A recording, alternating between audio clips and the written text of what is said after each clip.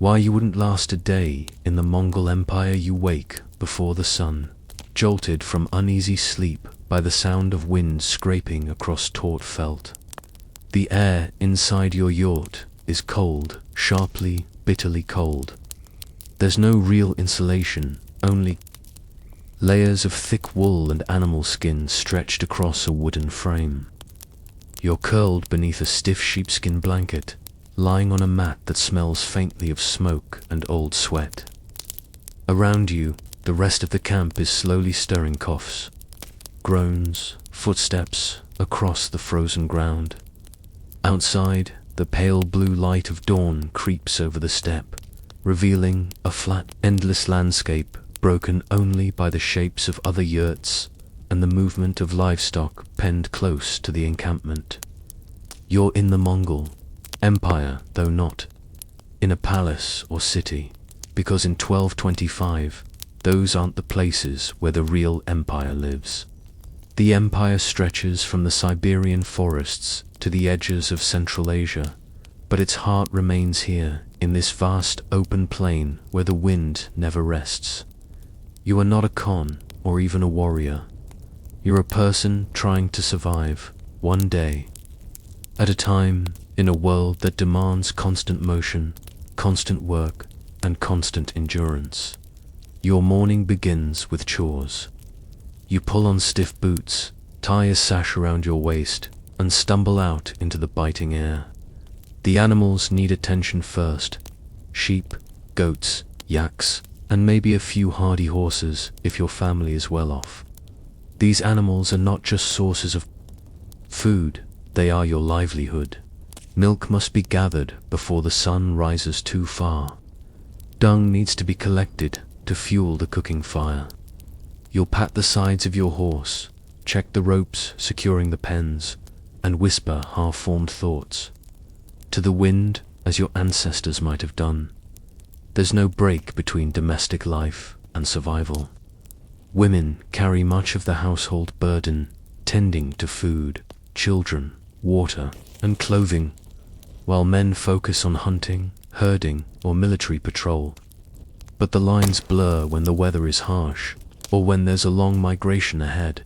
Your family might need to pack up the entire camp and relocate before the next snow, and that means everyone lifts, everyone pulls, and no one is excused.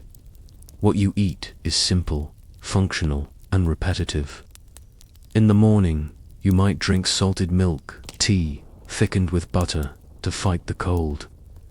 If you're fortunate, there's a hunk of dried curd to chew, and a hardened, sour lump that takes time to soften in your mouth. When an animal is slaughtered, every part is used: blood for soup, organs boiled and eaten hot, bones cracked for marrow. But meat is not for daily use. To kill a sheep every week would be wasteful.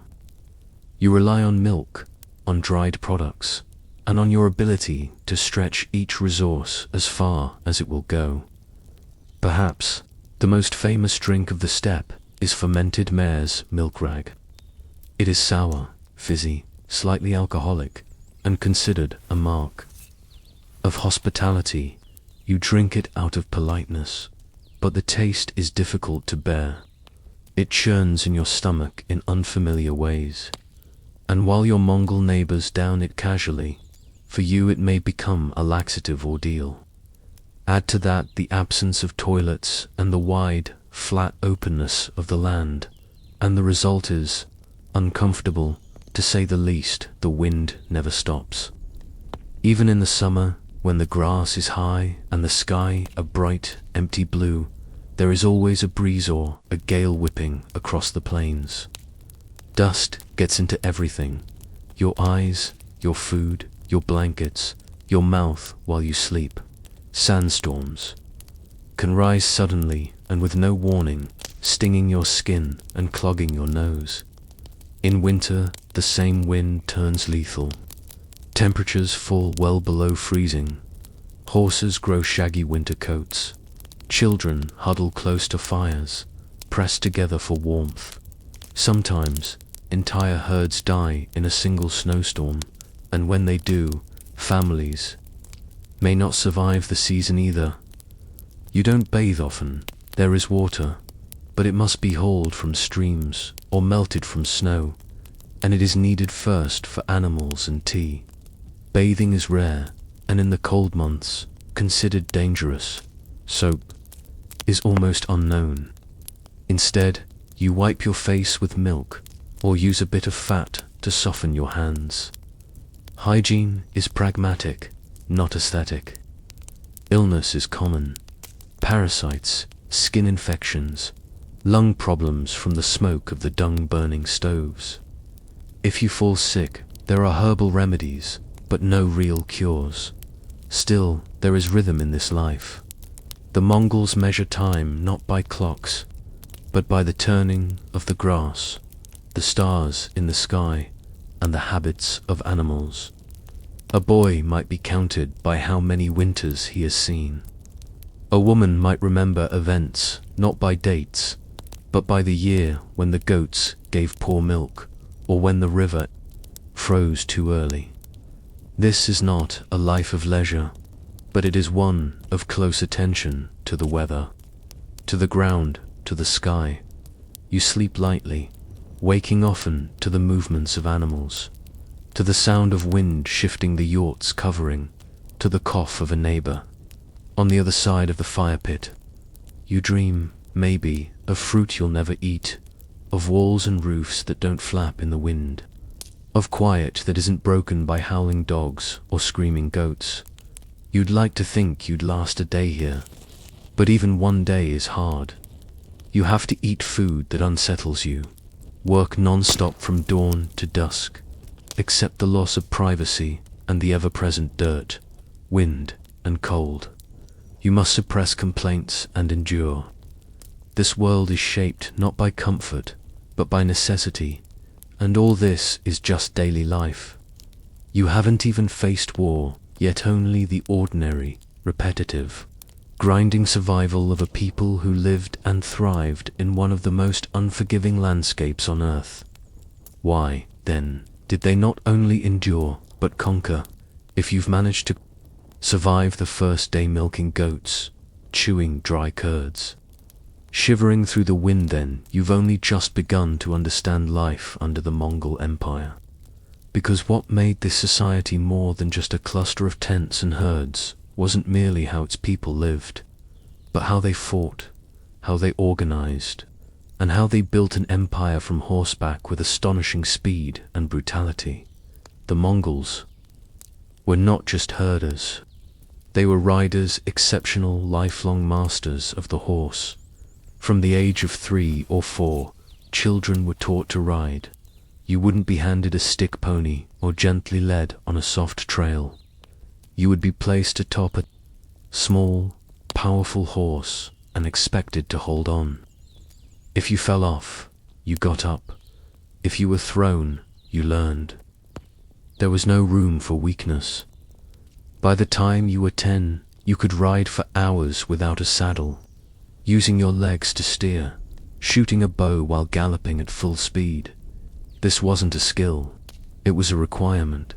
The horses themselves were different too. Small, shaggy, and tough, Mongol horses weren't bred for beauty or pageantry. They were bred to survive, to eat scrub grass, to keep moving in freezing winds, to carry warriors and their gear for hours without water.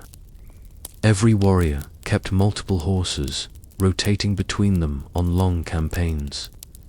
They could travel 30 to 60 miles a day for weeks and still have energy to fight. You, on the other hand, would likely struggle to ride one for an hour without soreness, much less fire a bow from its back. And then there was the bow, the heart of Mongol warfare. It was compact, made of layered wood, sinew, and horn, curved into a shape that allowed for incredible draw strength. A skilled archer could fire multiple arrows in a minute, even while riding. The arrows themselves were not all the same. Some were sharp for piercing, others whistled in the air to signal or intimidate. The idea of lining up in neat rows like European knights would have seemed absurd to the Mongols. They fought in fluid, mobile formations, fanning out, encircling, feinting retreat to lure enemies into ambush. If you imagined warfare as something formal or gallant, the Mongols would have taught you otherwise. But it wasn't just about speed and skill. The empire worked because it was disciplined. Every man knew his unit. The basic structure was the Arbon, a group of 10 men. 10 Arbons formed a Zuin 100, 10 Zuins a Mingan 1000, and so on. Orders came from above, and disobedience, no matter how small, was punished harshly. If one man fled in battle, all 10 of his comrades might be executed. This wasn't mindless cruelty, it was structure. It created a level of cohesion and trust in battle that few enemies could match. Even their communications were advanced. Riders relayed messages across thousands of miles using a relay system of fresh horses and outposts. A message from Mongolia could reach the borders of Persia faster than you might expect even today. And the messages were clear. Commanders were trained to read maps, plan logistics, and coordinate supply lines. This was not a savage horde, as European chroniclers often imagined. It was a disciplined, flexible, and highly intelligent military machine. Still, not everyone rode into battle. If you were conscripted from one of the conquered regions, say, a Chinese farmer or a Persian artisan, you might be asked to build siege engines, dig trenches, or serve as a translator. The Mongols were practical. If they took a city and found skilled workers, they spared them and used them. If they found resistance, they destroyed everything. Entire cities could vanish wiped clean as a warning to the next. And then there were the rules. Life under Mongol rule wasn't lawless.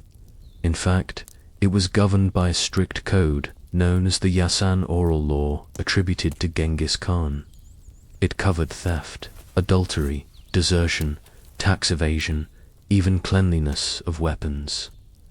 If you killed someone without permission, you could be killed. If you stole a horse, the penalty was death. Justice was swift and not open to debate. In a land without police, the threat of execution enforced order better than any bureaucracy. But there was more than just terror. The Mongols were religiously tolerant, often allowing subject peoples to practice their faiths in peace. Trade was encouraged, roads were protected, and merchants were often treated better than local rulers. If you were a traveling merchant along the Silk Road under Mongol rule, you might find the route safer than at almost any other point in history. Yet this peace came at the cost of submission. You didn't rebel, you didn't argue, you paid tribute, followed orders, and stayed out of the way. Still, you might not even survive long enough to appreciate the empire's benefits. The campaigns were relentless. In a single lifetime, the Mongols sacked cities across China, Central Asia, Persia, Eastern Europe, and the Middle East. Their tactics evolved catapults borrowed from the Chinese, engineers captured from Islamic lands, tactics adapted for fortresses and siege warfare. And when a campaign began, there was no middle ground. Surrender early, and your city might be spared. Resist, and you risked annihilation. The death tolls were staggering, not because the Mongols delighted in blood, but because they believed. In results, fear was efficient. If you, an outsider, had been captured or conscripted into the army, you'd quickly discover your place. You'd march or ride where told, eat what you were given, and fight or die on command. You might never speak the language, never understand the command structures, never feel like part of the whole, and still, you would have no choice but to follow. All of this the hierarchy, the cruelty, the structure. The adaptability made the Mongol Empire more than just a force of destruction. It made it sustainable. They built postal routes, mapped territories, encouraged scholarship in captured capitals, and supported administrative systems. Many Mongol rulers, especially in later generations, became interested in the laws and cultures of their subjects. They employed scholars, governors, clerks. Over time, the raw horsemen of the steppe transformed into administrators of a global empire. Yet at the core of it all, the bones of the empire remained the same: discipline, mobility, obedience, and endurance. These weren't abstract values, they were embedded in the daily routines. The diet, the punishments, and the silence of the wind on the grasslands. Every Mongol child, soldier, and elder lived by them. And so you begin to wonder, in a place so unforgiving, how did they manage not just to survive, but to become the storm that shook continents? The Mongol Empire did not end in fire, as it so often brought to others. Instead, it dissolved like dust in the wind, a gradual unwinding of unity, driven by the very same forces that had once fueled its rise: ambition, family, and geography. But long before its fading, the empire left marks on the world that still linger, often unseen, often forgotten, but no less real. It is here, in the quiet after conquest, that the Mongols become even harder to understand and even harder to survive. By the mid-13th century, the Mongol Empire was the largest contiguous land empire in history, from the shores of the Yellow Sea to the banks of the Danube, from the forests of Siberia to the edge of the Arabian desert. The world was touched by Mongol boots. They had taken cities that once seemed invincible: Baghdad, Kiev, Samarkand, and Shi'ar. They did not simply raid, they conquered and administered. They set up systems of tribute, taxation, road networks, and governors. They moved people across continents: artisans from China to Persia, scribes from Central Asia to the court in Karakoram, slaves and scholars alike. And were you among them, you might now find yourself far from your home, working in a city you'd never heard of, governed by a man who didn't speak your language, enforcing laws you didn't understand. It wasn't always chaos. In many places, Mongol rule brought a kind of strange stability. Trade routes were secured as never before. The Silk Road flourished under their watchful eyes.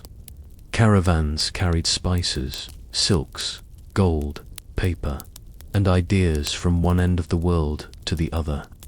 Marco Polo, a merchant from Venice, traveled east and found a working postal system, paper money in circulation, and bureaucrats keeping records in neat ledgers. These were not the inventions of Mongols, but they had preserved and spread them. Mongol Khans welcomed emissaries, tolerated religions, and often encouraged the local elites to keep governing, so long as they paid their tribute and swore allegiance. But for ordinary people under their rule, life remained hard. The empire was still demanding. Taxes could be heavy. Labor was coerced.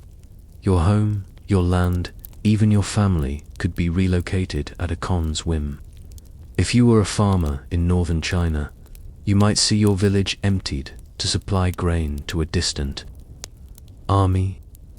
If you were a smith in Persia, you might be marched eastward to build siege equipment. These weren't requests, these were orders. Disease, too, moved with the empire. As the Mongols opened up roads and linked markets, they also unwittingly facilitated the spread of one of history's deadliest pandemics. The Black Death, likely carried by fleas on rats traveling along trade routes from Central Asia, spread westward into Europe in the 1340s. It killed tens of millions. Some sources even suggest Mongol armies may have catapulted infected corpses into besieged cities. Whether intentional or not, the connections they forged allowed the plague to travel farther and faster than ever before. Still, within the empire, life had its own strange rhythm. A Christian monk might share a caravan with a Muslim merchant, both under the protection of a Buddhist Khan. Languages mingled, technologies spread, gunpowder, printing, and navigational tools moved across frontiers. You could, perhaps, survive here if you adapted fast enough, if you learned the right words, pledged loyalty to the right banner, and accepted that you were now part of something too large to comprehend. Yet no empire lasts forever. After the death of Genghis Khan, the empire passed to his descendants, but unity was always fragile. By the late 13th century, the empire fractured into multiple khanates: the Yuan dynasty in China, the Ilkhanate in Persia, the Chagatai Khanate in Central Asia, and the Golden Horde in Russia. Each one followed its own path, answered to its own Khan, and grew increasingly distant from the others. They warred, they negotiated, they split. Without a strong central force, the cohesion that once bound them unraveled. Internal rivalries and external pressures chipped away at the power of each Khanate. In China, the Mongol Yuan dynasty was eventually overthrown by the Ming in 1368. In Persia, the Ilkhanate fell apart amid dynastic strife and economic collapse. The Golden Horde weakened under pressure from rising Russian principalities. The once mighty Mongol engine slowed, then stopped. It didn't die all at once. It simply faded. And yet, in small ways, it never quite left. Administrative systems developed under Mongol rule lingered in later governments. Maps drawn by Mongol-era geographers informed future explorers. Trade patterns established by the Mongols continued to link east and west. Even their postal relay system inspired future communication networks. The scars remained, but so did the threads of connection. Perhaps the greatest misunderstanding of the Mongol Empire is the idea that it was pure destruction. The truth is more complex. It was brutal. Yes, its conquests were often horrific, but it was also transformative. It connected the world at a scale not seen before. It brought knowledge, movement, and briefly order to a vast, fractured world. But you, with your modern habits and expectations, would have struggled mightily. You would have flinched at the blood, balked at the discipline, chafed under the constant demands. You would have found little comfort, little stability, and even less safety.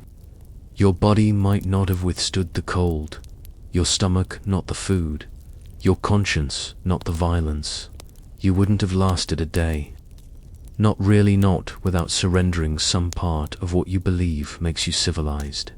And so, as you step back from this world of wind and hooves, fire and fury, one question lingers in the dust. If history's greatest empire was built not on cities, but on saddles, what does that say about the kind of world we're truly built to endure? The life of Charlemagne c. 742 to 814. You've probably heard the name Charlemagne. It sounds imperial, distant, maybe even a little mythic. But before he was crowned emperor in Rome, before he was Charles the Great, he was just a boy in a divided and unsteady world. Asterisk. He was born sometime in 742 or possibly 747, depending on which medieval chronicler you believe. Even the year of his birth is debated, which tells you something about the early medieval world he entered.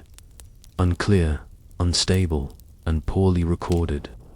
His father, Pepin the Short, had only recently usurped the Frankish throne from a ceremonial king. His mother, Bertrada of Leon, was a noblewoman of steady but not especially grand standing. And Charlemagne himself, he was not born into luxury. He was born into duty. The Frankish kingdom, at the time, was a patchwork. Picture an expanse of land with forests, rivers, and hilltop monasteries. It stretched roughly across what is now France, Western Germany, and the Low Countries. It had once been the domain of Clovis and the Merovingians, but by Charlemagne's youth, it was fractured, held together more by the will of local lords and bishops than by any coherent sense of governance. Charlemagne's early life would have revolved around movement. The royal court didn't stay in one place. There was no Versailles or Whitehall, no glittering palace with permanent chambers. Instead, there were horses and wagons and folding chairs. The court travelled across the countryside, shifting from one noble's estate to another, administering justice, collecting tribute, and ensuring loyalty through a mix of negotiation and intimidation. You, had you been raised in that world, might have spent much of your time cold. Buildings were made of wood and stone, and heating was minimal. Meals were rustic: bread, cheese, boiled vegetables, and pork. Water wasn't always safe, so people drank weak ale or watered-down wine. You'd have learnt to ride early, to hunt for sport and for meat, and to listen because power wasn't in what you said, but in how closely you observed. Education for a boy like Charles was practical. He learned Latin, but imperfectly. He could read, but there's no strong evidence he ever wrote more than his name. More important were skills in law, religion, diplomacy, and war. From early adolescence, he watched men debate loyalty and fealty, heard mass daily, and learned the importance of binding oaths. In a world without modern states or standing armies, the strength of a ruler lay in relationships, between vassal and lord, between count and king, between bishop and court. In 768, Pepin the Short died. As was custom in Frankish tradition, the kingdom was divided between his two sons, Charles and Carloman, equal in theory, but not in temperament. Charles was energetic, pragmatic, and commanding. Carloman, more devout and introspective.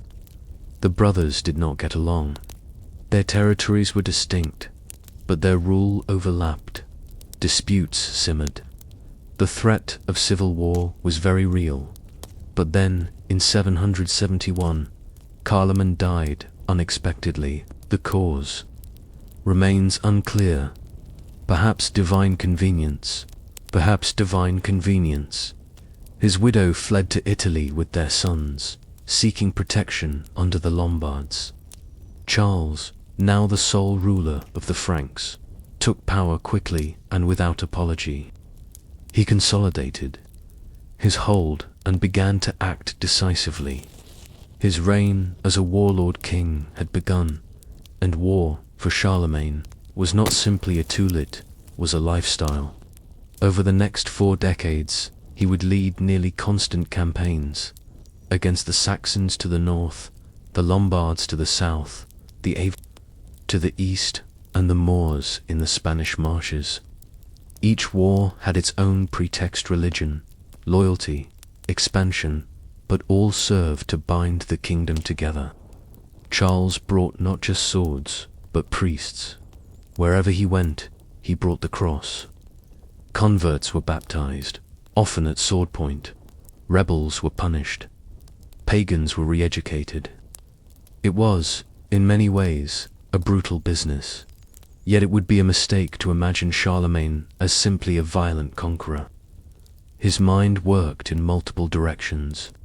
He was deeply religious, not merely out of duty, but out of belief.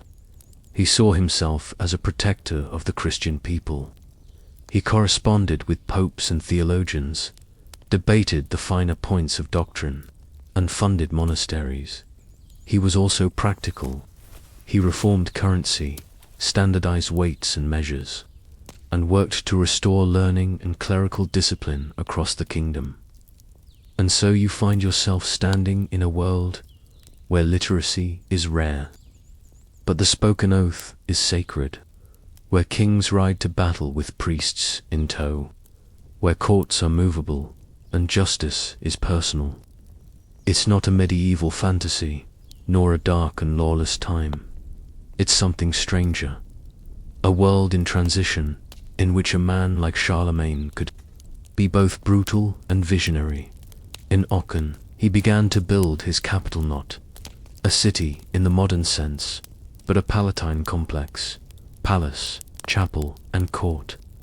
There, he gathered scholars from across Europe, including Alcuin of York, an English monk who helped standardize Latin learning.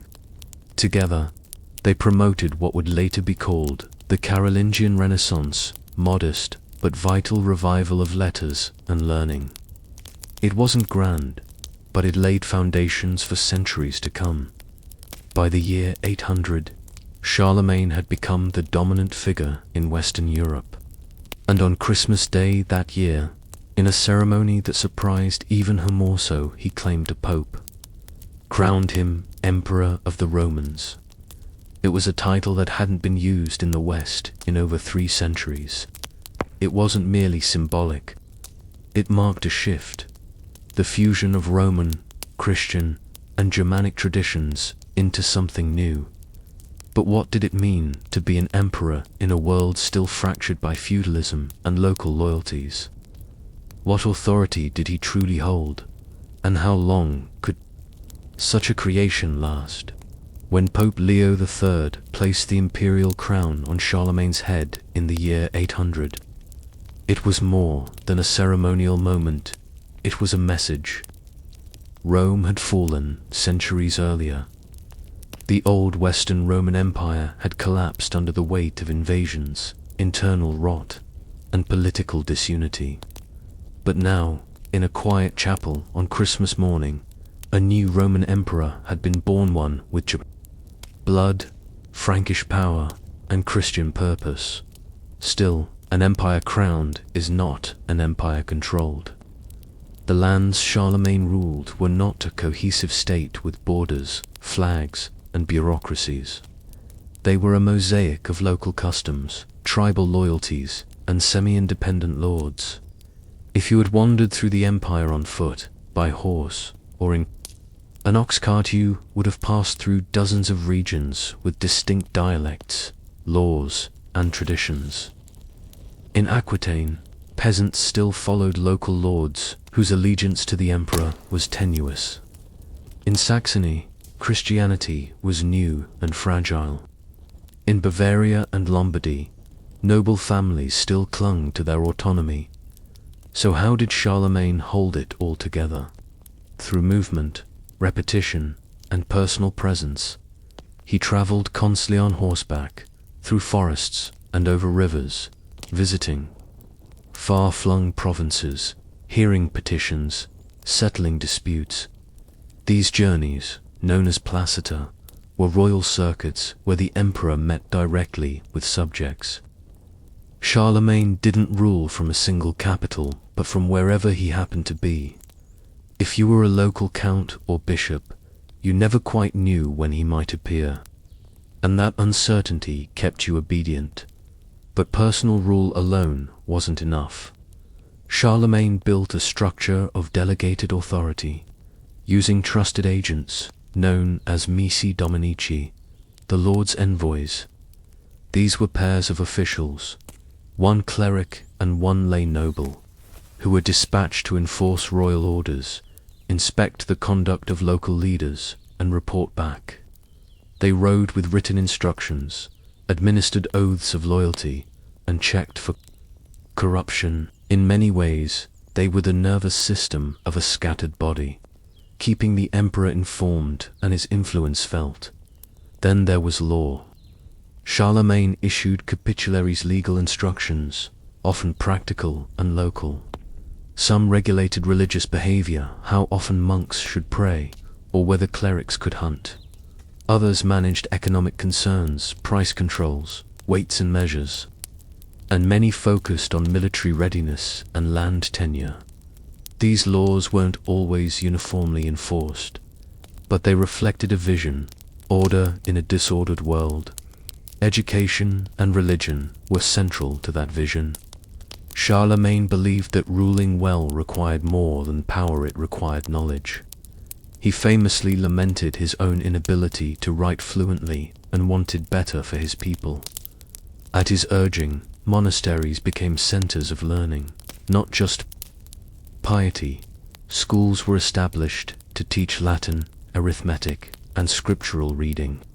Grammar, manuals, and biblical texts were copied in beautiful new handwriting, Carolingian minuscule, a clear, uniform script that would influence European writing. For centuries, still, literacy was limited.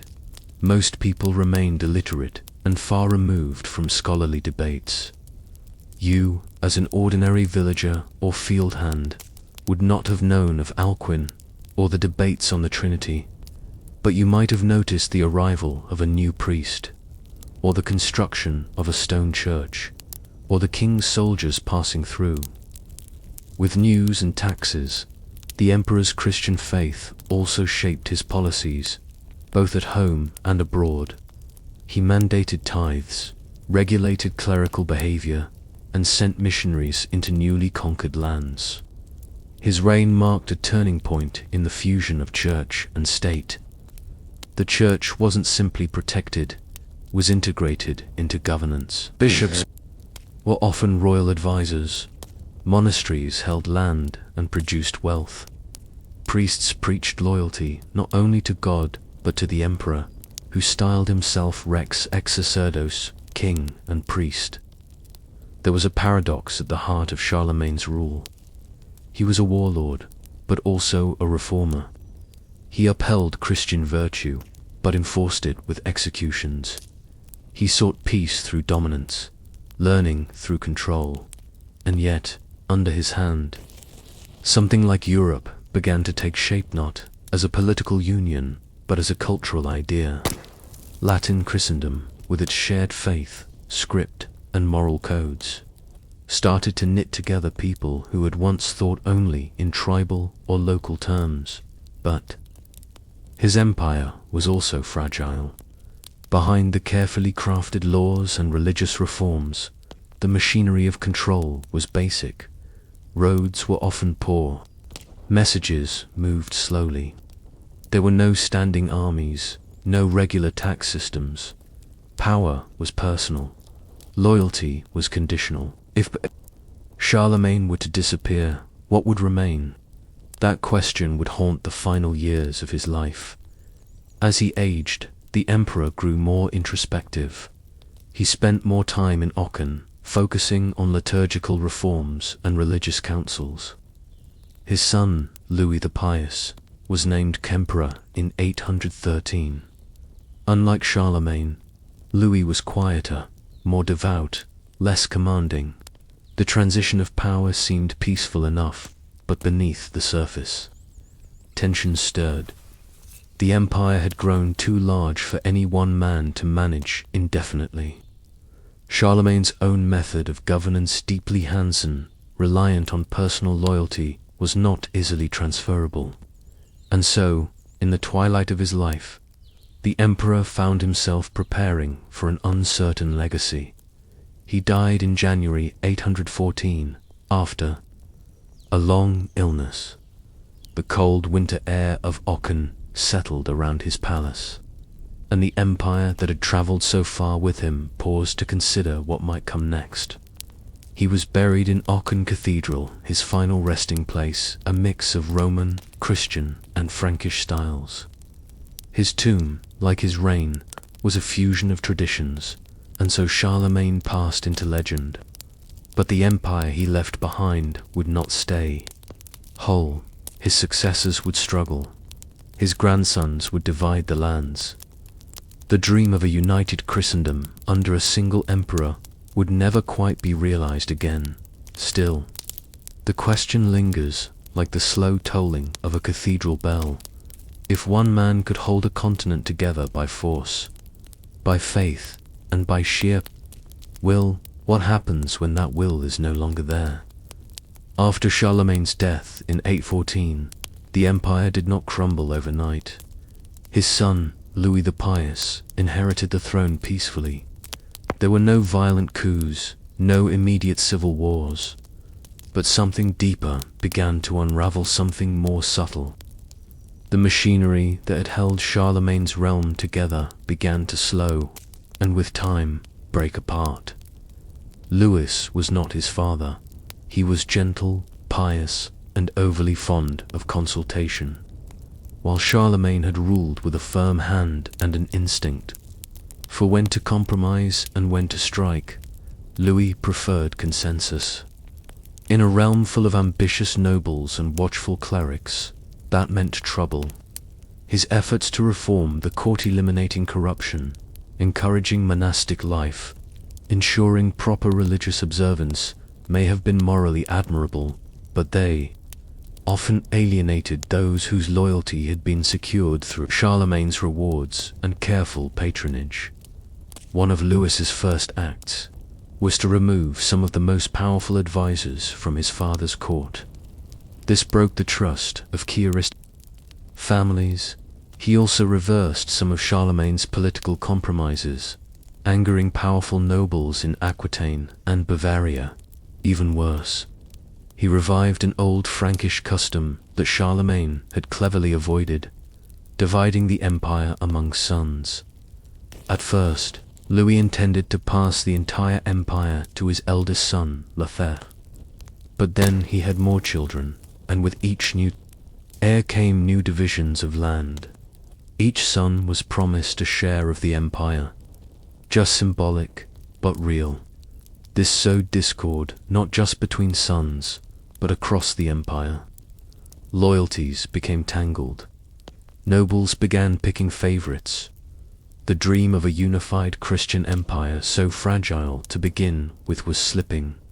And then came the rebellions. Louis's sons fought among themselves, sometimes with their father, sometimes against each other. Civil wars broke out in 830, 833, and again in 840. The once grand empire of Charlemagne was now a battlefield of brothers. The Treaty of Verdun in 843 formally divided the empire into 3 parts, each ruled by a grandson of Charlemagne. It was a tidy solution on paper, but in reality, it fractured the idea of imperial unity.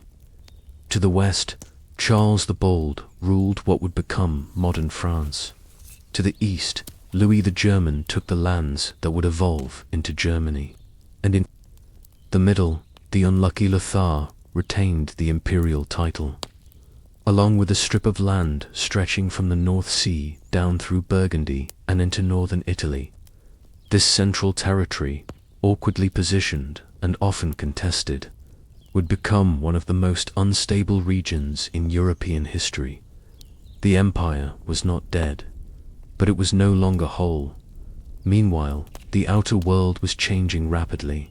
Viking raids intensified along the northern coasts and rivers. Magyar invasions would soon erupt from the east. Muslim pirates harassed the Mediterranean shores. The once mighty empire that Charlemagne had built to secure Christendom was now exposed on all sides. And yet, in spite of this unraveling, Charlemagne's legacy endured not in steel or stone, but in structure. The Carolingian reforms of learning and script helped preserve Latin texts that might otherwise have been lost. The monastic schools he encouraged became the seeds of later medieval universities. The Carolingian minuscule script, so clear and readable, allowed classical works to be copied and transmitted through the centuries. Without this, our understanding of Roman and early Christian writings would be far poorer. His legal reforms, though primitive, introduced a rhythm of governance that echoed in later medieval law. His use of written capitularies, his travelling courts, and his missi dominici were imperfect, but laid the conceptual groundwork for more centralized administration. Even the dream of a united Christian empire, though short-lived, left its mark.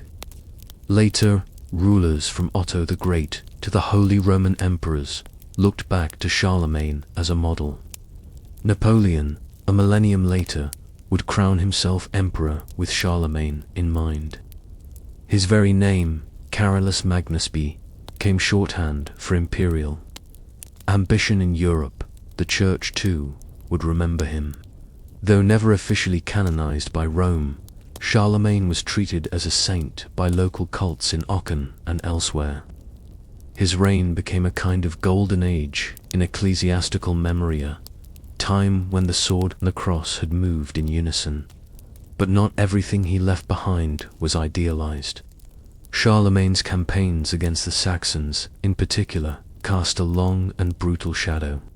His use of forced conversions, his public executions, like the massacre of Verdun, where thousands of Saxon prisoners were reportedly killed, were remembered with both reverence and horror.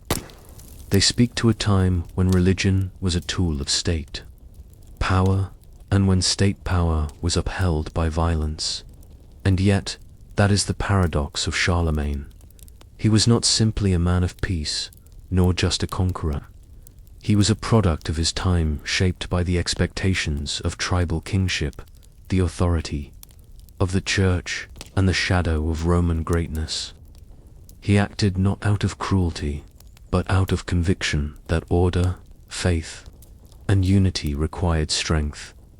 In many ways, you might say he was the last great king of the early medieval world and the first true emperor of what would become Europe today. You can visit Aachen and stand beneath the dome of the chapel he built, now part of a grand cathedral. You can walk the narrow streets and see where his court once moved, where clerics debated over doctrine and advisors plotted their next campaign. His throne still sits above the altar plane, almost austere. No gold or velvet, just stone slabs and iron rivets. A chair for a ruler who believed in presence over pageantry. Charlemagne's life was a slow march toward unity in a disjointed world. He did not bring peace, but he brought structure. He did not preserve Rome, but he offered a bridge to something new. He could not write fluently, but he ensured that others could in the end. Perhaps that's the most lasting power of a boring king. Not what he conquered, but what he held together, however briefly. And so, the question remains, was it the man who made the empire that made the man? The kitchen behind the crown, preparing the medieval feast if you were a guest at a medieval feast invited by a lord or monarch.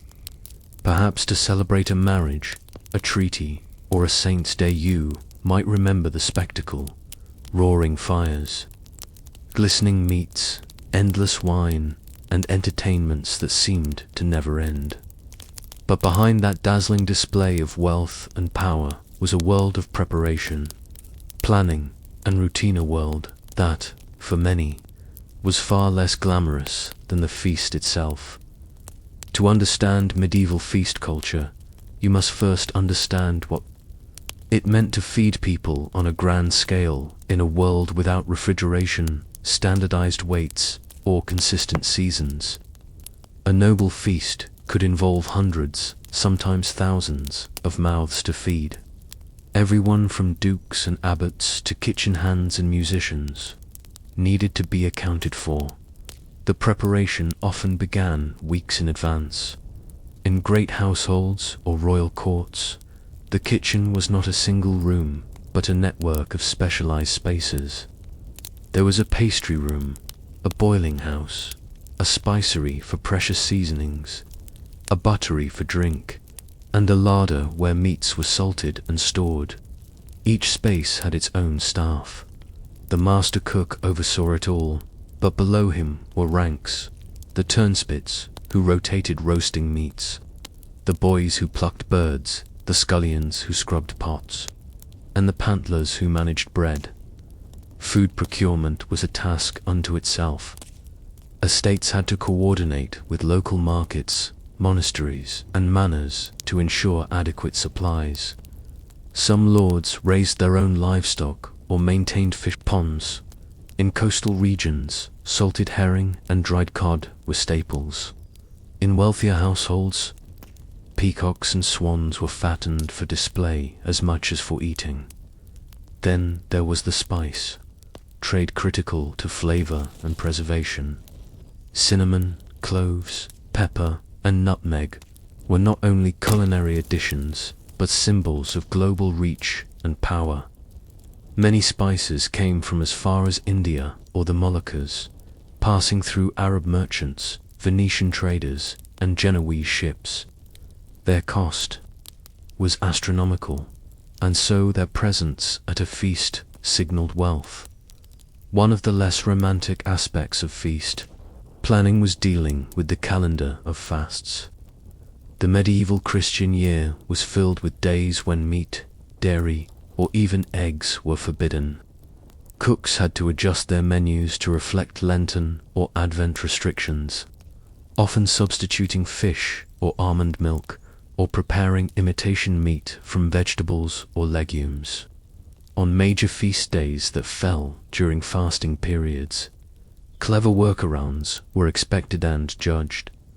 Bread was ever present and deeply symbolic.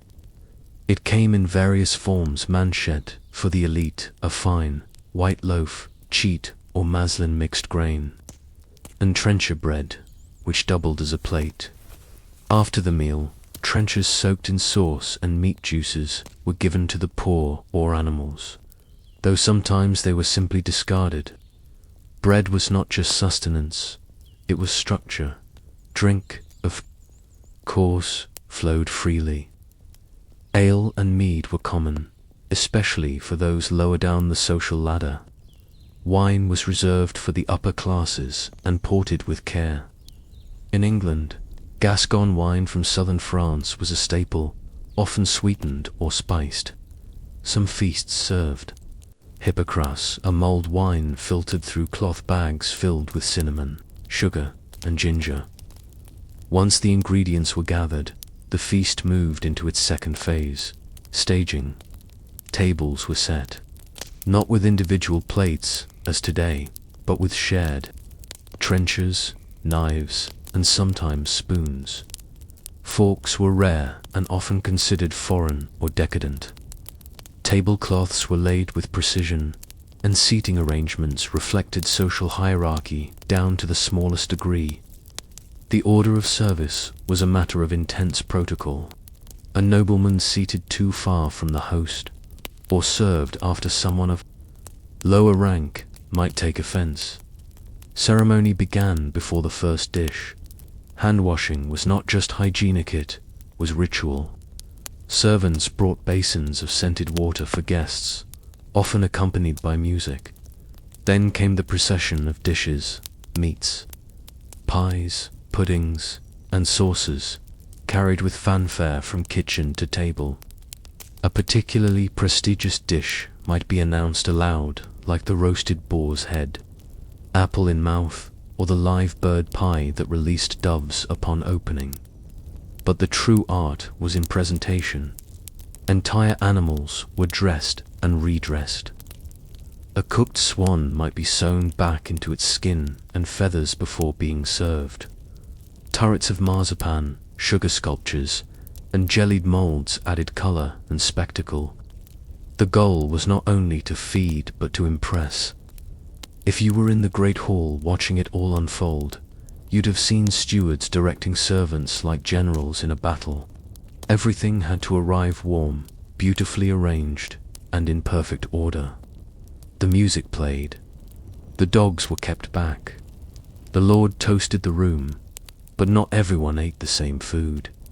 The menu was tiered. The high table received the finest cuts and rarest dishes. Lower tables received more modest fare.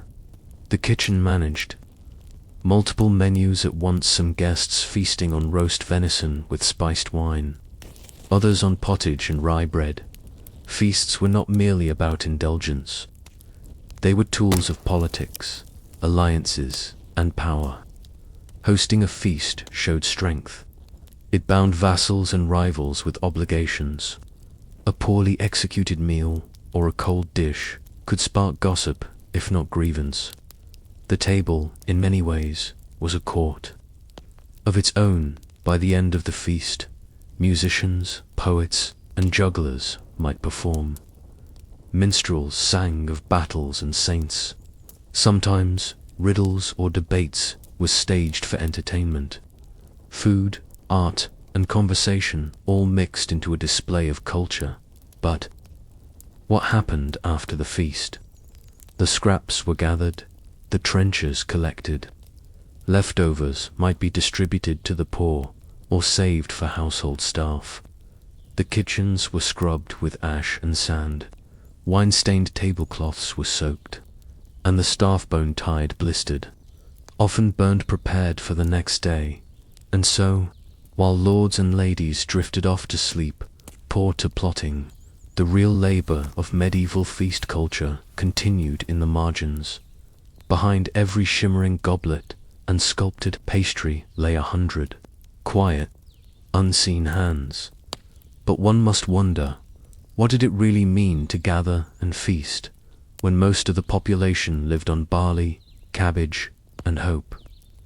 By the 12th century, the feast had become one of the most important arenas of medieval power. More than a meal, it was a form of theatre, one where lords and monarchs projected wealth, piety, and authority through the medium of food and ritual. Whether you were a baron hosting your vassals or a king entertaining foreign envoys, the table was where alliances were formed, promises made, and hierarchies enforced.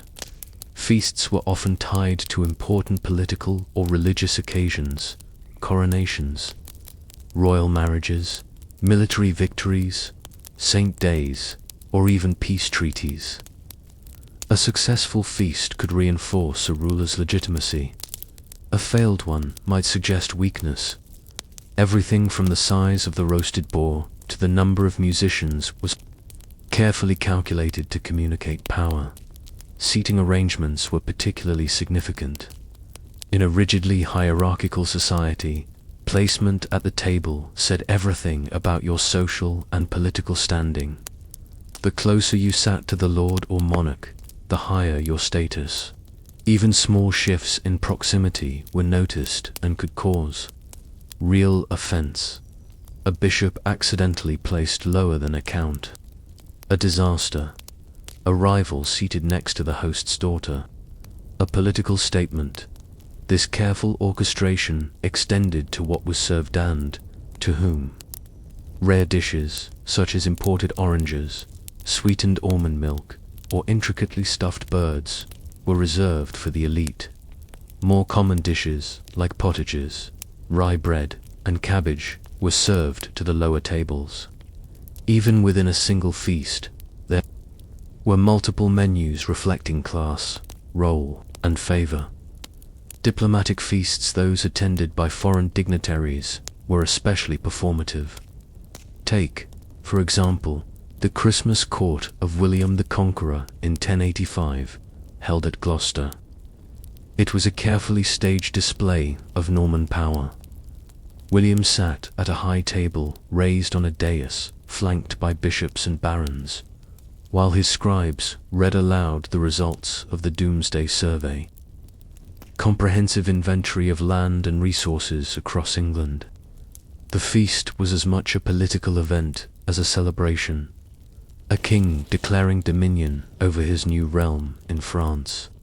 Philip IV used his feasts to cement royal centralization, inviting powerful nobles to dine in Paris, where they could be monitored, entertained, and subtly subordinated.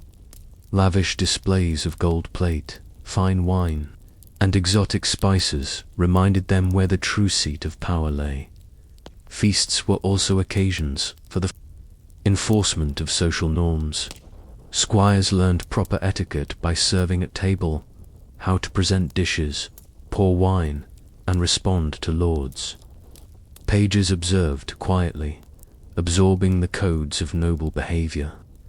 Those who broke protocol, who spoke out of turn or reached across the table, were swiftly corrected. The feast taught not only how to eat, but how to exist in a world ruled by rank. Then, there were the performances. Jesters tumbling between courses, troubadours singing of courtly love, mummers enacting miniature dramas. These entertainments were more than amusements, they reinforced the values of the elite. Songs praised knights and saints. Plays mocked peasants or praised temperance. Even the fool, with his jabs and jokes, served a purpose. His outrageous behavior, carefully tolerated, defined the limits of acceptable conduct for everyone else. One peculiar practice was the presentation of subtleties. Elaborate edible sculptures, often made of sugar, marzipan, or pastry. These took the form of castles, ships, mythical creatures, or even entire battle scenes. Subtleties could include hidden messages or political allegories. At one banquet in 14th century England, a subtlety depicted a lion devouring a French fleur a not-so-subtle commentary on Anglo-French tensions. Sometimes, the food itself became a performance. A roasted animal might be redressed in its feathers and presented as if alive. Pies could release doves or frogs when opened. A fish might be made to look like a dragon, with gold leaf for scales. The medieval feast was not content to feed, it had to astonish. Yet this extravagance coexisted with deep religious overtones. Many feasts began and ended with prayers. Clergy were present at high tables, and fasting regulations still applied. On Fridays and during Lent, cooks worked creatively to produce fish days menus, mock meats made from ground almonds and spices or fish presented in unusual ways. The line between reverence and indulgence was carefully walked. Feasting customs also varied by region. In England, roast meats and pies dominated. In France, sauces and spices were more elaborate. In Italy, the influence of Arab cuisine introduced rice, citrus, and sugar confections. In German-speaking lands, beer flowed more freely, and sausage was king. Yet across Europe, the patterns were surprisingly similar: monumental kitchens, hierarchical seating, ritualized behavior, and food as a symbol of power. What did these grand displays mean to the average peasant? Probably very little. The vast majority of people in medieval Europe would never attend a noble feast. They might hear about it in song or gossip. But their own meals were humble: barley bread, onions, leeks, and seasonal vegetables. Meat was a rare luxury, spices unimaginable. Still, the feast had meaning beyond its immediate participants. It was an ideal, a fantasy, and a mirror of the world as it was imagined to be: orderly, hierarchical, and divinely sanctioned. When kings feasted, they weren't just eating, they were enacting their right to rule. Yet these elaborate meals were also fragile. A single spoiled dish, a missing guest, or a poorly timed toast could turn triumph into embarrassment. And the cost was staggering. Some royal feasts consumed the annual income of entire estates. The wine, the game, the spices, most were imported or heavily taxed. Even the wood for cooking could run into hundreds of cartloads. To feast like a king meant draining resources like a war.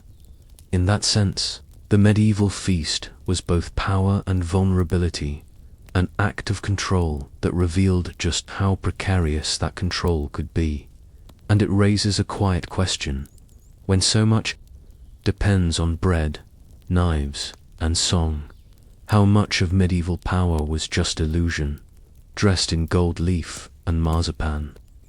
The trumpets have gone quiet. The music has faded. Guests have departed, their cloaks dusted in ash from the torchlit courtyard. The final dish has been carried away, and what was once a hall of revelry becomes, once again, a silent, drafty stone chamber. The medieval feast is over, but what happens in the quiet afterward tells us as much about medieval society as the feast itself. The cleanup began almost immediately. Servants and scullions moved through the hall collecting trenchers, bowls, and discarded bones. Great care was taken to salvage what could be reused. Cloths were rinsed and laid to dry. Platters cleaned with sand and vinegar, wooden implements checked for cracks. The leftovers were not wasted. Those from the high table, especially, were considered valuable in wealthier households. Food scraps were distributed through an organized system. Some were set aside for the household poor beggars, widows, or sickly residents of the estate's village. Others were fed to livestock. Only the inedible portions, bones, shells, spoiled remains were discarded, often dumped into the manors, waste pits, or tossed into the street, contributing to the famously unsanitary conditions of medieval towns. Meanwhile, the kitchen crew began their post-mortem. What ran out too soon? Which dishes arrived cold? What wines were preferred, and which remained untouched? In larger courts, this information was logged. A smooth-running feast was not just a matter of pride, but a logistical lesson. Every meal was preparation for the next dot in noble households. The steward or seneschal might prepare a report listing quantities consumed, costs, and any unusual occurrences. Did a foreign guest request a dish that had to be improvised? Did a nobleman complain about the quality of his fish? These details mattered. In a world where hospitality was tied to status, every bite carried weight. For the staff, there was rarely rest. Even after an all-day feast, the next morning might bring another round of guests, or the work of repairing damage to floors, tapestries, or servingware. The kitchen fires never truly went out. Ashes were banked for relighting. Water had to be fetched. Bread had to be baked. Over time, feasting culture evolved by the late Middle Ages, especially during the 14th and 15th centuries. European courts began systematizing the feast experience even more rigorously. Etiquette manuals were written to guide young nobles in how to behave at table. Books like the Livre de Charisme in France or the Book of Courtesy in England laid out everything from how to carve meat to how to respond to a toast. The role of the carver became a specialized one, trained in the art of slicing meat with elegance and precision, often at the table itself. The carver was a visible symbol of control and refinement. The same applied to the cupbearer, who tasted wine before serving, and the usher, who managed, who sat where and when. Music, too, became more structured. Professional minstrels, often employed by noble houses, had repertoires tailored to specific audiences. Songs praising the lineage of the host might be followed by tales of chivalry or moral instruction. These performances were rehearsed and sequenced. The spontaneous revelry of earlier feasts gave way to a more choreographed experience, and yet the feast still maintained its ancient duality at once, an exercise in pleasure and an assertion of order. Behind every laugh, toast, and bite was a system of control. Who cooked, who served, who sat, who ate. For those who lived outside the manor walls, the feast remained mostly symbolic. Still, it had meaning. On major feast days, Christmas, Easter, or the feast of a local saint lords, were expected to extend some generosity to their peasants. A barrel of ale might be opened, a few pigs slaughtered, bread handed out at the church door. These gestures, though small, reaffirmed the social contract, protection and order in exchange for loyalty and labor. Religious institutions also played a major role in feasting. Monasteries, despite vows of modesty, often held vast feast days of their own. The rule of Saint Benedict permitted meat only for the sick, but interpretations varied. Monks dined in silence, listening to readings from scripture or saints' lives, but the meals themselves could be elaborate. Scriptoria from the period contained detailed records of monastic menus, complete with fish courses, spiced puddings, and seasonal fruit. Even as famine, plague, and war ravaged parts of medieval Europe, the feast endured. In times of suffering, it became a beacon, something to aspire to remember, or to resent. In literature, feasting was a symbol of both glory and downfall. Think of Beowulf, with its mead halls echoing with song, or Sir Gawain and the Green Knight, where a feast marks both celebration and the start of a dangerous journey. By the end of the Middle Ages, the feast began to change.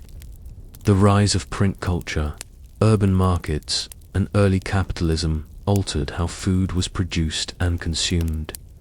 Spices became more widely available, cookbooks circulated, and dining moved from the public hall to the private chamber, but the essence remained: to gather, to prepare, to serve, to eat. These acts defined medieval life, not only in moments of joy, but as part of the daily assertion of who mattered, who ruled, and who ate last. Today, when we think of medieval feasts, it's easy to picture only the extravagant, jeweled goblets, long tables, the clatter of silver. But the truth is more layered. It was a culture held together by logistics, labor, and ritual.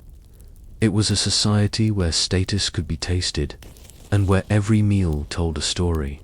And perhaps that's the final truth of it. The feast was not just about food. It was about people, how they saw themselves, each other, and their place in a world both fragile and firm. So now, with the dishes cleaned, the candles extinguished, and the final cup emptied into the earth, we ask, when the noise fades and the hall is quiet, what remains of a culture built around the table, born of ice and exile leaves, Greenland beginnings. Find yourself standing at the edge of a stony shoreline in southern Greenland. The wind is constant, cold, salty, and full of voices from the sea.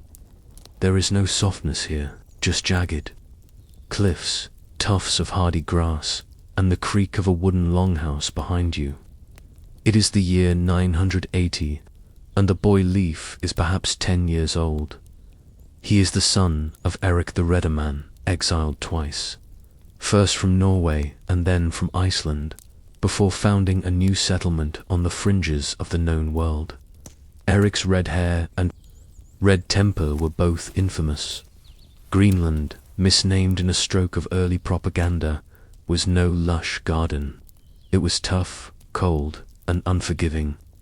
But it was land, and for Norse settlers hungry for independence and opportunity, it would have to do. Leif grew up surrounded by stories of Odin and Thor, of giants and sagas, but also of real voyages, of narrow escapes from sea ice, of whales spotted off starboard, of lands just over the horizon. The Norse were a people obsessed with direction. Their world was shaped by points on a compass and the tilt of the stars. Daily life in the Greenland settlement was hard. Houses were built low and dug into the ground, insulated with turf. Winters were long and dark. Livestock had to be brought indoors. Children, like Leif, learned to trap, hunt, and carve from a young age. Everyone worked. Survival depended on shared effort, but it wasn't all struggle. Feasts were held in winter. Stories were told around the hearth. Boats were built in summer, with driftwood and whatever timber could be salvaged. And slowly, as the settlement expanded, a rhythm of life emerged on this rocky island. Leif was the product of both old traditions and new frontiers. He would have spoken Old Norse, worn wool and fur, and eaten a diet of fish, seals, and preserved meat. He was taught to navigate, not just by sun and stars, but by wind and wave. Like many boys of status, he was likely fostered to another family, both a custom of social bonding and a practical way to gain experience. His early manhood coincided with a critical period in Norse expansion. Around the North Atlantic seafarers were pushing outward west to Greenland, north to the Arctic, and eventually beyond. Rumors circulated of lands even farther still, lands with trees and grass, lands with game and rivers, but Leif didn't set out immediately. Before he became an explorer, he became something else, a Christian. Around the year 999, Leif traveled to Norway, a trip that would change the course of his life. There he met King Olaf Tryggvason, a monarch eager to spread Christianity through force and persuasion alike. Olaf saw potential in Leif, a bold young man from a pagan frontier, someone who could carry the cross where the sword could not. Leif accepted the king's mission and was baptized. He was given a priest, a small retinue, and a holy charge: bring Christianity to Greenland. This may seem like a diversion from adventure, but in the Norse world, religion and politics were deeply entangled. To convert was to align yourself with new power structures, new allies. Leif returned to Greenland not only with a new faith, but with fresh authority. His mother, Thordhild, embraced the new religion and built a small church near their home in His father, Eric the Red, refused to convert, resenting the new god, perhaps, or simply preferring the old ways. The family, like many in Greenland, lived in a kind of tension between belief systems.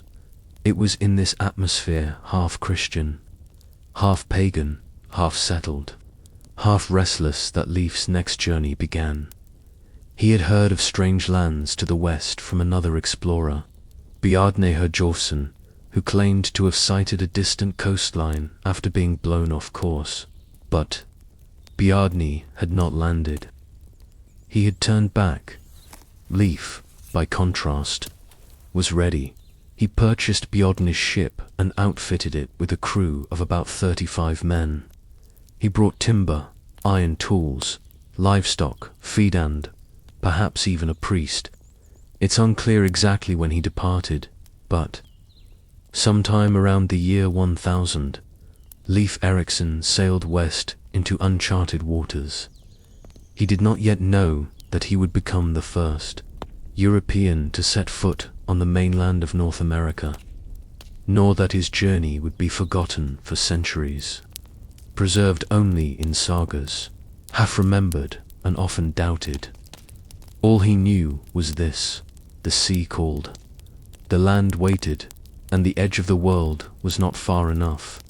And yet, one wonders, did Leif see himself as a hero, a missionary, or simply a farmer in search of better soil? You are aboard a narrow, broad, sturdy Norse merchant ship cutting through the cold waters of the North Atlantic. The crew leans against the wind, adjusting the sail. Seabirds circle overhead.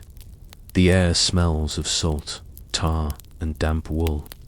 You are part of Leif Erikson's expedition westward, somewhere beyond Greenland. Sometime around the year 1000, these waters are not empty. Ice drifts in slow-moving fields. Whales breach in the distance. Fog rolls thick and sudden.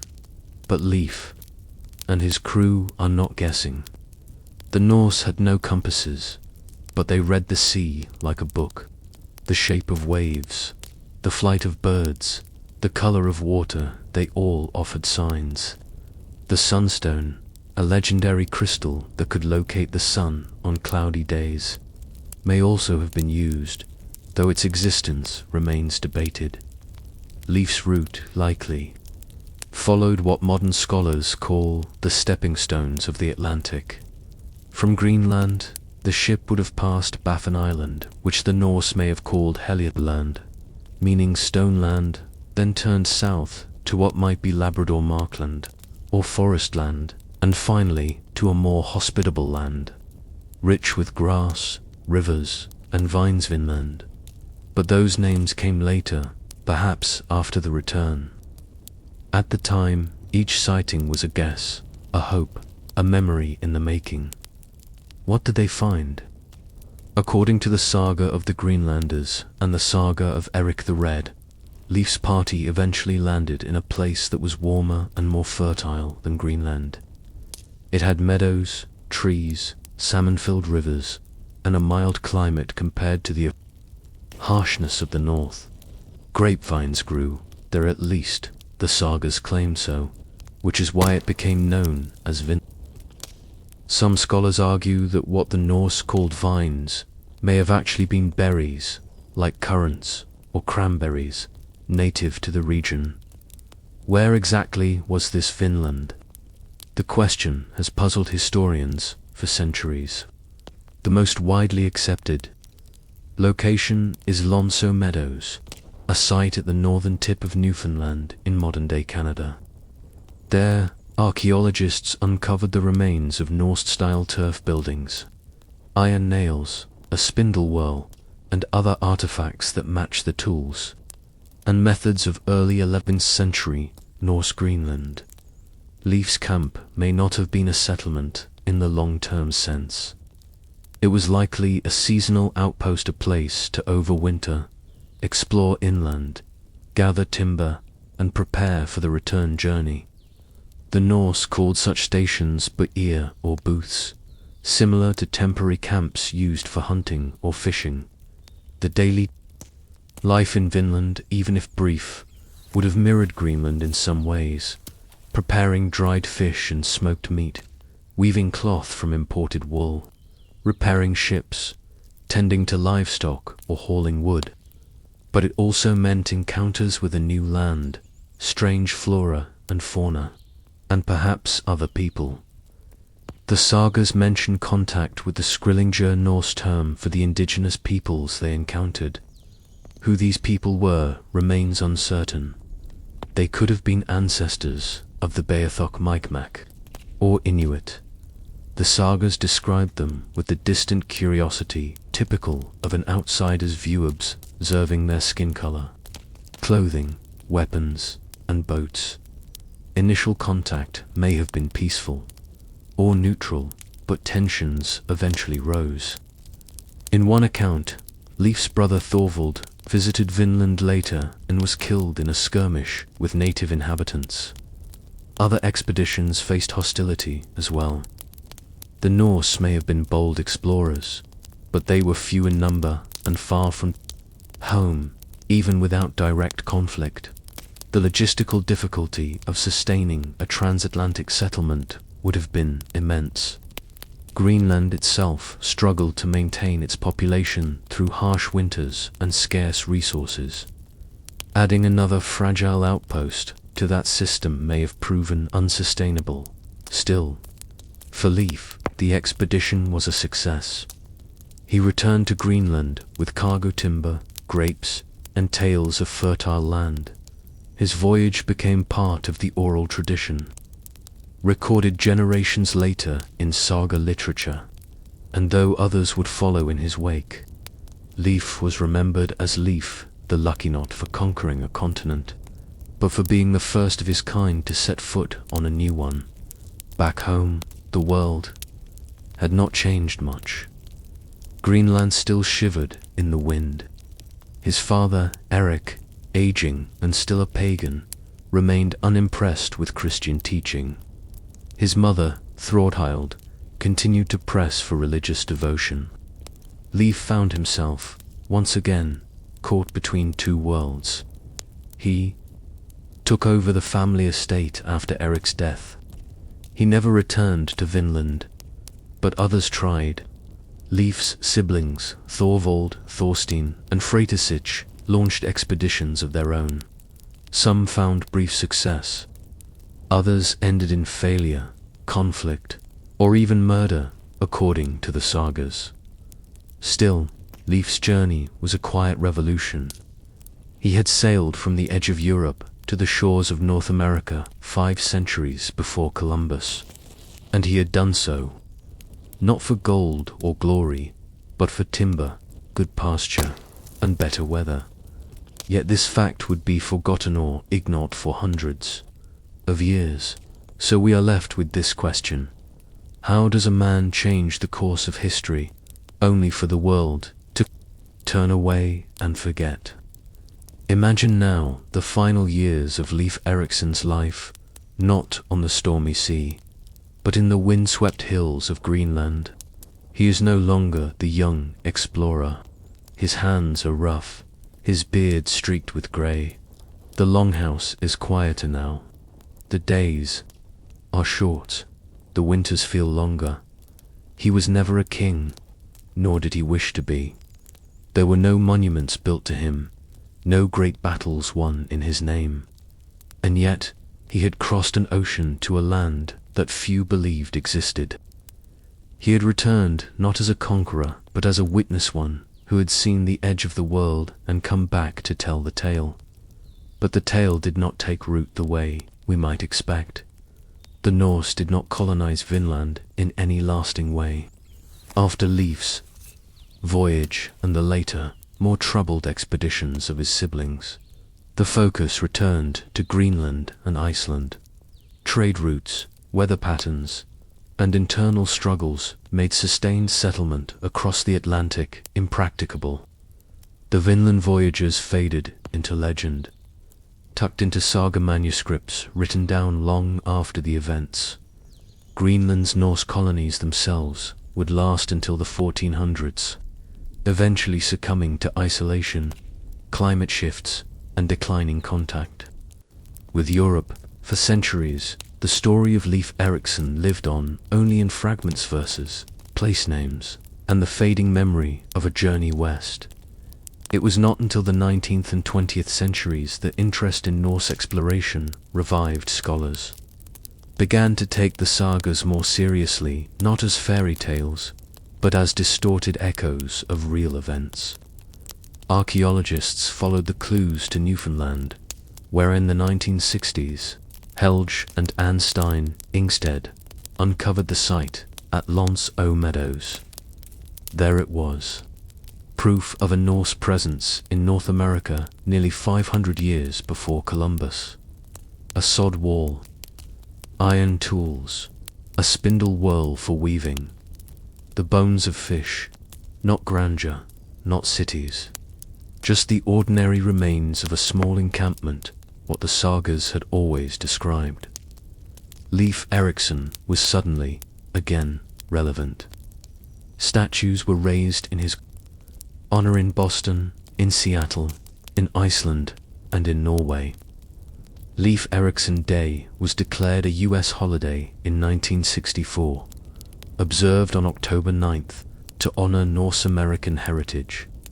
His name returned to textbooks and museums, and yet the deeper truths of his life remain humble. He did not seek conquest. His legacy is not one of war, but of motion, of the slow human urge to go farther, to look beyond the horizon. His journey reminds us that history is not just written in grand victories, but also in quiet crossings, in the long rhythm of wind and wave. The Norse themselves would eventually vanish from Greenland. Their churches collapsed, their herds disappeared, their bones lay buried in frozen soil. But for a time, Men like Leif stood at the very edge of the known world and stepped beyond it. He saw new forests, new animals, new people. He returned, not because he had failed, but because his world had no space for what came next. The Norse were farmers and traders, not empire builders. Their ships were marvels of craftsmanship, but their settlements were small and tenuous. And perhaps that's why Leif's story fits so well into the quiet corner of history. He was not the beginning of an empire. He was not the hero of an epic. He was simply a man who listened to rumors, trusted the sea, and sailed into the unknown. And in doing so, he became the first known European to set foot on North American soil, a fact that lay buried for centuries, like a turf house beneath the grass, waiting for someone to notice. So we end with a question, not just about Leif, but about history itself. How many other lives shaped the world quietly, patiently, and were forgotten simply because no one thought to write them down